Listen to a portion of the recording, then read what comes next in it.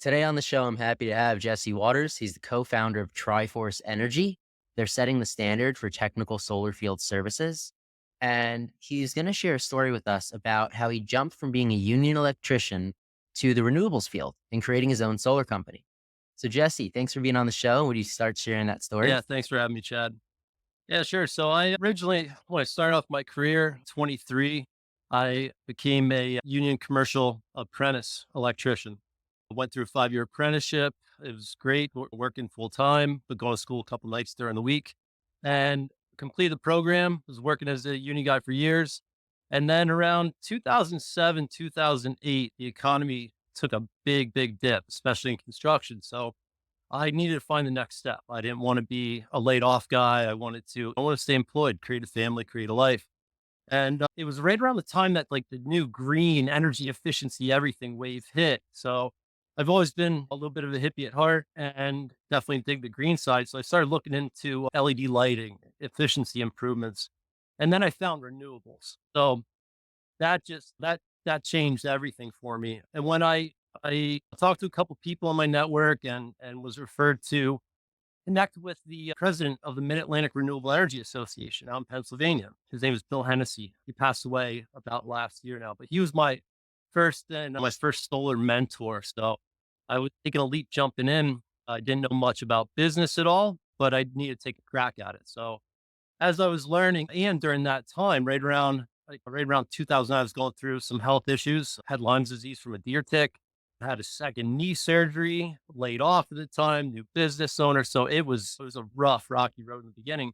But I just kept plugging through and pushing forward. So under the tutelage of Bill, he pushed me to take a couple of solar classes, PV 101, and then about a year or two later, I had an opportunity to become the first solar instructor at a community college in Pennsylvania and also taught at my union hall. So it was a great ride in the beginning, a lot to learn, a lot of new things, stepping outside my comfort zone and I was going through hard stuff, but it's panned out so far.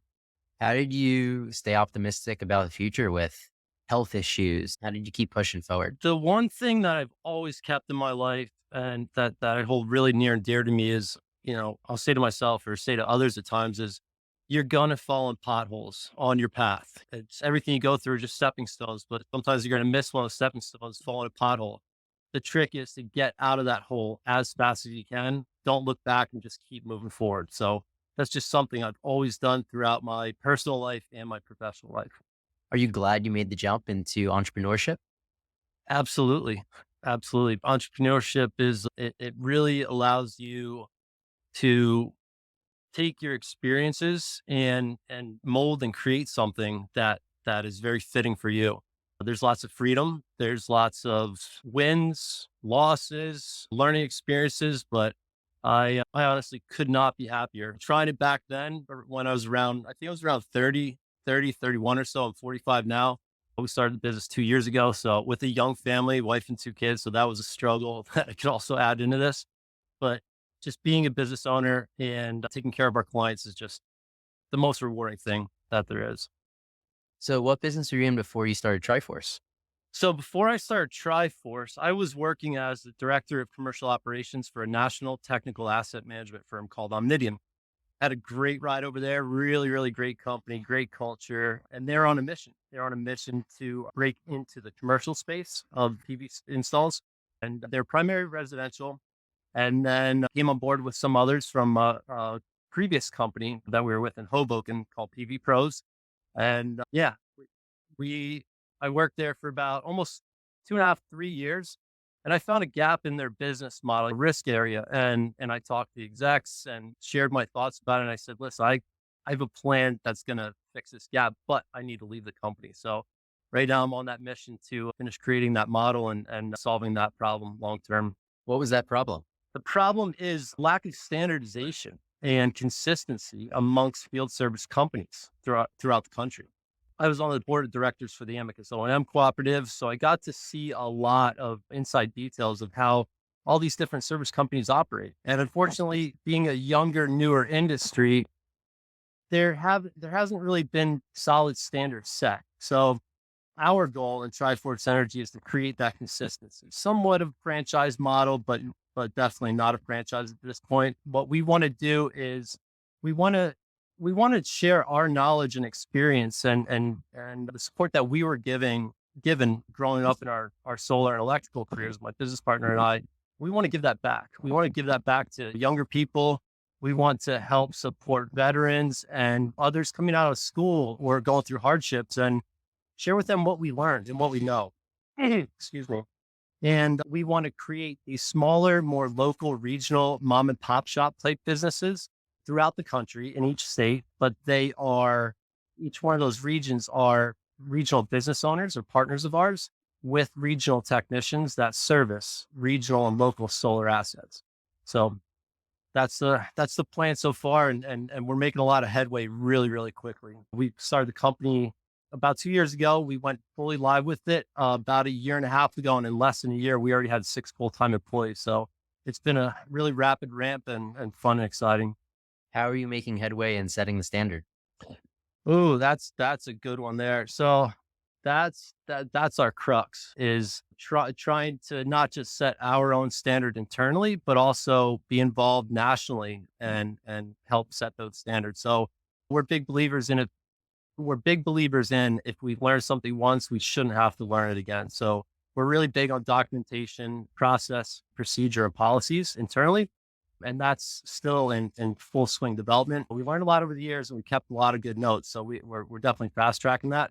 We're also involved with, like I said before, the Amicus O&M Cooperative and some engineering firms that are engineering firms in different areas. And then we want to get involved shortly with some of the national engineering firms as well and help support, bring back that knowledge from what we're seeing in the field day to day, bring back that real world knowledge, blue collar side of it back to the white collar side and try to mold things together to create those standards.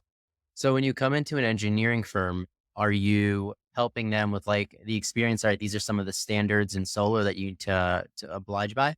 Yeah, absolutely. So we'll give feedback to some of our clients that are pure play engineers or solar EPCs, pure play installers.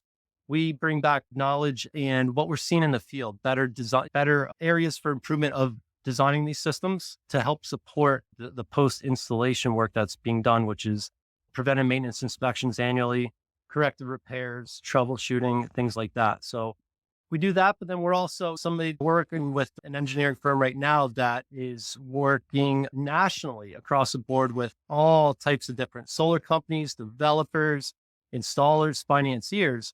And he's been collecting feedback from all these different service companies out in the nation to see where there is some consistency in standardization. So we're trying to spend as much time as we can with him to pull all that data together and give additional feedback and such. I think you have 100,000 people doing solar. Everybody has their own style.